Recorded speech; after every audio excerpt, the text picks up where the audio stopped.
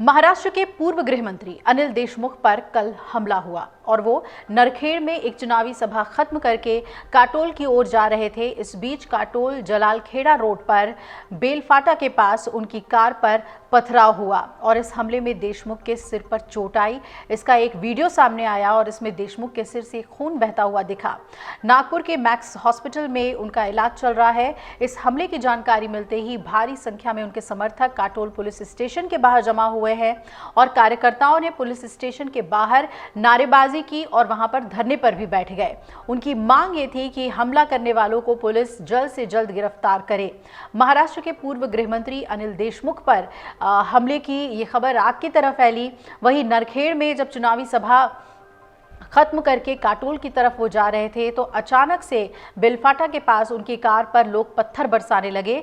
इस हमले में और भी लोग थे, लेकिन देशमुख के सिर पर चोट लग गई, खून बहने लग गया और ये वीडियो जैसे ही वायरल हुआ, फौरन पुलिस भी इसमें हरकत में आई। उन्हें मैक्स हॉस्पिटल नागपुर पहुंचाया गया इलाज के लिए और इस हमले में भारी संख्या में जो उनके समर्थक थे वो अब ये उम्मीद करने लगे और पुलिस स्टेशन पर मांग करने लगे कि जल्द से जल्द जो लोग हैं जो इसके लिए जिम्मेदार हैं उन्हें गिरफ्तार किया जाए। आपको बता दें कि हमला करने वालों को पुलिस जल्द से जल्द गिरफ्तार करे, यही मांग लेकर लोग धरने पर बैठे थे। राज्य में चुनाव के दौरान हमला करने की ऐसी मानसिकता कभी नहीं रही है।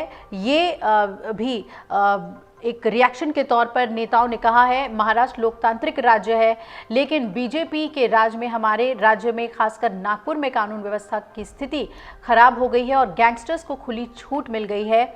हमारी मांग है कि घटना की गहन जांच होनी चाहिए, ये प्रतिक्रिया आई है। वहीं लोगों ने ये कहा कि देशमुख साहब पर हमला करने वाले उनके मास्टरमाइंड को सजा दी जानी चाहिए। इस हमले को लेकर दिल्ली के पूर्व सीएम अरविंद केजरीवाल ने भी ट्विटर पे इसकी निंदा की और कहा कि मैं अनिल देशमुख पर हुए जानलेवा हमले की कड़ी निंदा करता हूं।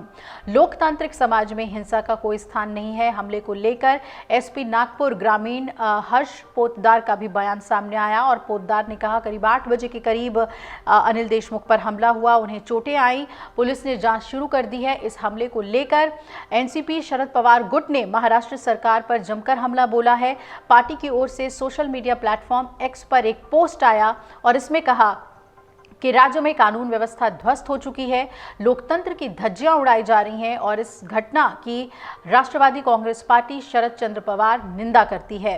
वहीं देशमुख की तस्वीर सोशल मीडिया पर जमकर वायरल हुई। उनके कपड़ों पर खून लगे हुए तस्वीर जो है उसे लेते हुए एनसीपी ने ट्वीट किया और पार्टी ने महायुति सरकार पर निशाना साधते हुए कहा कि राज्य में कानून व्यवस्था के 13 बज गए हैं, लोकतंत्र को खत्म किया जा रहा है। और इसका एक उदाहरण आज सामने आया जब राज्य के पूर्व गृह मंत्री अनिल देशमुख पर कायराना हमला हुआ।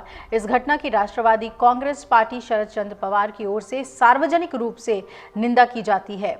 वहीं शिवसेना यूबीटी सांसद संजय राउत ने भी इस पर अपनी प्रतिक्रिया दी और कहा कि इस पर देवेंद्र फडणवीस की क्या प्रतिक्रिया है। ये एक राजनीतिक हमला है। मुंबई में पूर्व मंत्री बाबा सिद्दीकी की हत्या हो जाती है और नागपुर में पूर्व गृह मंत्री को मारने की कोशिश की जाती है। शर्म करो, शर्म करो। काटोल से इस बार शरद पवार ने अनिल देशमुख की जगह उनके बेटे सलील देशमुख को मैदान में उतारा है और उन्हीं के लिए चुनाव प्रचार करने के बाद वो लौट रहे थे। 2019 के चुनाव में अनिल देशमुख ने बीजेपी के उम्मीदवार ठाकुर चरण सिंह को हराया था।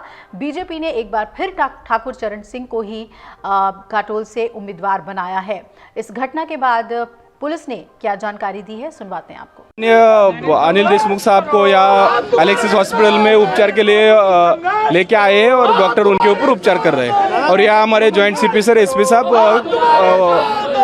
खड़े हैं और उनके मार्गदर्शन में हमारा बंदोबस्त भी चालू है। आज हमारे दोपहर को 3 बजे हम लोगों की नरखेड़े में हम लोगों की सांगता सभा शुरू हुई।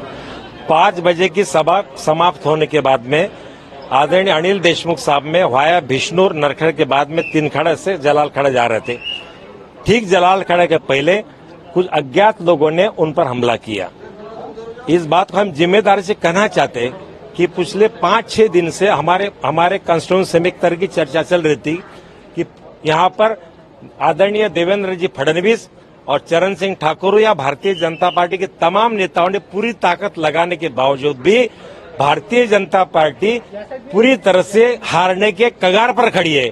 और हारने के कगार पर खड़े रहने के बाद चुनाव पराभूत होने की मानसिकता के चलते भारतीय जनता पार्टी के गुंडों ने भारतीय जनता पार्टी के वरिष्ठ नेताओं के इशारों पर माननीय अनिल देशमुख साहब पर हमला करने का काम किया है। अगर आप ये वीडियो YouTube पर देख रहे हैं तो हमारे चैनल को सब्सक्राइब कर बेल आइकन दबाएं और Facebook पर देख रहे हैं तो हमारे पेज को लाइक करें। 8 मिलियन प्लस सब्सक्राइबर, आपके इस भरोसे के लिए बहुत धन्यवाद।